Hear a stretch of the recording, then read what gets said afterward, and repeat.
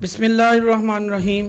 امام زین العابدین رضی اللہ تعالیٰ عنہ اور انہی میں سے وارث نبوت چراغ امت سید مظلوم امام محروم زینت عباد اور شمع اعتاد اور ابو الحسن علی بن الحسین بن علی بن ابی طالب رضی اللہ تعالیٰ عنہ تھے، جو اپنے وقت کے سب سے بڑے کریم اور عبادت گزار تھے اور کشف حقائق اور بیان وقائق کے لیے مشہور ہیں۔ ان سے ایک مرتبہ پوچھا گیا کہ دنیا اور آخرت میں مبارک ترین اور نیک ترین کون ہے؟ جواب میں انہوں نے کہا، وہ شخص جو خوشی کی حالت میں باطل کی طرف مائل نہ ہونے پائے اور غصے کی حالت میں حق سے باہر نہ ہو جائے، اور مستقیم الحال بزرگوں کے اوصاف کاملہ میں سے ہے، کیونکہ باطل پہ رضامند ہو جانا بھی باطل ہی ہے۔ روایت ہے کہ غصے کی حالت میں حق سے دستبردار ہو جانا بھی باطل ہے اور مومن سے باطل کا ارتکاب ہو نہیں سکتا۔ ایک اور روایت میں کہا گیا ہے کہ جب حسین ابن علی رضی اللہ تعالیٰ عنہ کو ان کے بیٹوں سمیت میدان کربلا میں شہید کر دیا گیا تو ان یعنی زین العابدین رضی اللہ تعالیٰ عنہ کے سوا کوئی باقی نہ بچا کہ عورتوں کی دیکھ بھال کر سکے، اور وہ اس وقت بیمار تھے، اور حسین رضی اللہ تعالیٰ انہیں علی اصغر کہا کرتے تھے۔ جب ان لوگوں کے ننگے اونٹوں پر سوار کرا کے دمشق میں یزید بن معاویہ کے سامنے لائے تو کسی نے ان سے کہا، اے علی اور اے اہل بیت، تم پر رحمت ہو، تم نے صبح کیسے کی؟ تو انہوں نے کہا، ہم نے اپنی قوم کے ظلم کے باعث ویسی ہی صبح کی جیسی کہ قوم موسیٰ نے قوم فرعون کے ظلم سے کی تھی، کہ وہ ان کے بیٹوں کو تو ذبح کر ڈالتے لیکن ان کی عورتوں کو زندہ رکھتے تاکہ انہیں غلام بنا سکیں۔ پس ہمیں نہ صبح کی پہچان ہے اور نہ شام کی، یہی ہماری مصیبت کی حقیقت ہے۔ ہم نعمتوں پر اللہ کا شکر اور اس کی آزمائش پر صبر کرتے ہیں۔ اور حکایات میں آیا ہے کہ حشام بن عبد الملک بن مروان ایک سال حج کے لیے آیا اور خانہ کعبہ کے طواف کرتے ہوئے چاہا کہ حجر اسود کو بوسہ دے، لیکن ہجوم کی مزاحمت اور دھکا پیل میں وہاں تک پہنچنے کا راستہ نہ ملا۔ اسی وقت ممبر پر چڑھ کر اس نے خطبہ دیا۔ عین اس وقت زین العابدین علی بن حسین مسجد الحرام میں داخل ہوئے۔ چاند سے چہرے نورانی رخساروں اور لباس معطر میں ملبوس انہوں نے طواف کرنا شروع کیا، اور جب حجر اسود کے قریب پہنچے تو لوگ از راہ تعظیم حجر اسود کے ارد گرد سے ہٹ گئے تاکہ وہ اسے بوسہ دے سکیں۔ اہل شام میں سے ایک شخص نے جو یہ کیفیت دیکھی تو حشام سے کہا، اے امیر المومنین، آپ کو تو لوگوں نے حجر اسود تک جانے کا راستہ نہ دیا، حالانکہ آپ ان کے خلیفہ ہیں۔ وہ جوان خوبرو کون ہے کہ اس کے آتے ہی تمام لوگ حجر سے دور ہٹ گئے اور اس کے لیے جگہ خالی کر دی؟ حشام نے کہا، میں اسے نہیں پہچانتا، حالانکہ وہ خوب جانتا تھا، لیکن اس انکار سے اس کی مراد یہ تھی کہ اہل شام اسے نہ پہچان سکیں، مبادا اس سے محبت کرنے لگیں اور اسے امیر المومنین بنانے کی طرف راغب ہو جائیں۔ شاعر فرزدق بھی وہاں موجود تھا اور کہنے لگا کہ میں اسے جانتا ہوں۔ انہوں نے کہا، اے ابو فراس، تو پھر ہمیں بتائیے کہ وہ کون ہے جو اتنا باروب اور پرجمال ہے؟ فرزدق نے کہا، تو سنیے، اس کا حال صفت اور نام و نسب میں بیان کرتا ہوں، پھر یہ اشعار پڑھے جن کا ترجمہ یہ ہے۔ یہ وہ مبارک ہستی ہے جس کے قدموں سے بطحا کی خاک خوب واقف ہے اور جسے بیت اللہ اور حل و حرم اچھی طرح سے جانتے پہچانتے ہیں۔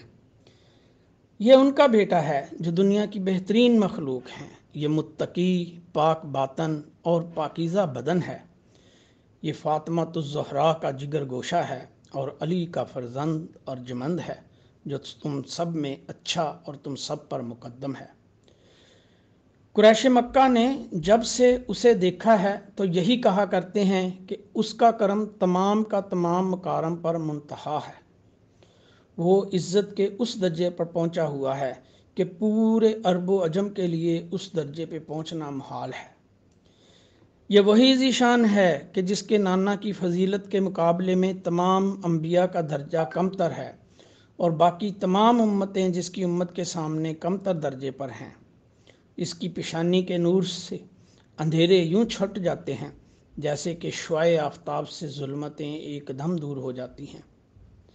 عین ممکن ہے جب وہ اپنے قدم وہاں رکھے تو رکن حتیم اسے پہچان کر خود اس کے ہاتھوں کو چوم لے۔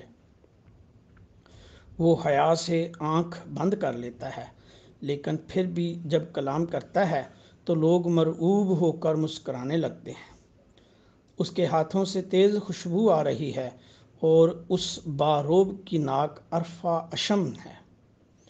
یہ وہ پودا ہے جو رسول اللہ صلی اللہ علیہ وسلم کی ذات مبارک سے پھوٹا ہے، اور اس کا بدن پاک، سیرت نیک اور عادات پسندیدہ ہیں۔ اس کے ہاتھ دوسروں کا ہاتھ پکڑنے والے یعنی دستگیری کرنے والے ہیں۔ اس کا فیض عام ہے اور ہمیشہ جاری ہے، جس پہ کبھی عدم طاری نہ ہوگا۔ لوگوں پر اس کا احسان عام کا یہ عالم ہے کہ سب کے رنج اس نے دور کر دیے ہیں اور افلاس اور جور و ستم سے انہیں نجات دلا دی ہے۔ کوئی سخی ان کی سخاوت کو نہیں پہنچ سکتا، اور نہ ہی کوئی قوم عزت اور احترام میں ان کی گرد کو پہنچ سکتی ہے۔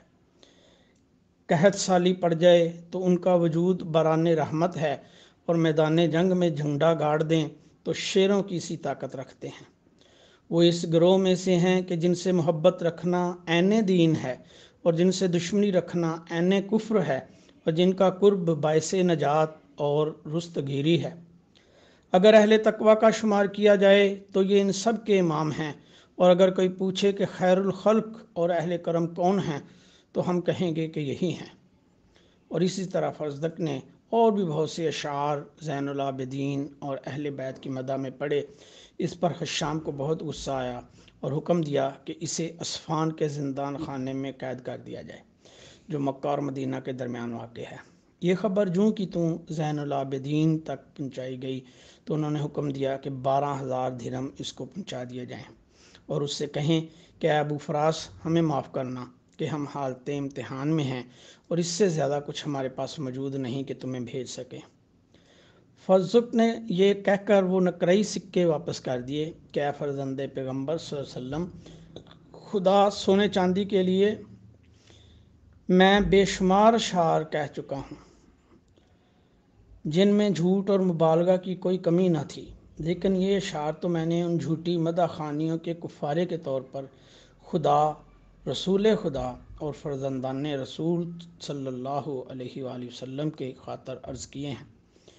جب یہ پیغام زین العابدین تک پہنچا تو انہوں نے پھر وہ رقم اسے واپس کرتے ہوئے کہا کہ یہ رقم بہرحال اسے دے دو، اور کہو کہ اے ابو فراس، اگر ہماری محبت کا دم بھرتے ہو تو وہ چیزیں ہمیں نہ لٹاؤ جو ہم تمہیں دے چکے اور اپنے ملک سے اسے باہر نکال چکے۔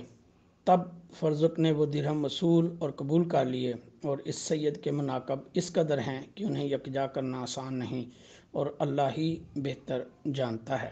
سبحان ربک رب العزت عما یصفون وسلام علی المرسلین والحمد للہ رب العالمین۔